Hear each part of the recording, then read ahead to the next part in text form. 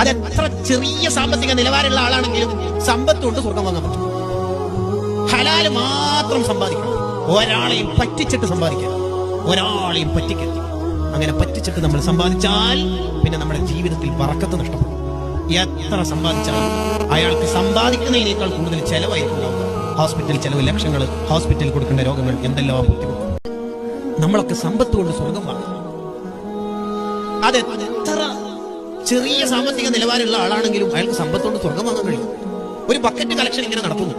എല്ലാ ആൾക്കാരും 100, 500, 200 ഒക്കെ ഇടുമ്പോൾ ഒരു പാവ മനുഷ്യൻ അയാൾ പോക്കറ്റിൽ കൈയിടുന്നതിന് മുമ്പ് തന്നെ അയാളെ കണ്ണെന്ന് വെള്ളം വീഴാൻ തുടങ്ങി. അല്ലാ, ഞാൻ ഇപ്പൊ പള്ളീന്റെ കളക്ഷനല്ലേ നടന്നുകൊണ്ടിരിക്കുന്നു, എന്റെ കയ്യിൽ കാശൊന്നുമില്ല.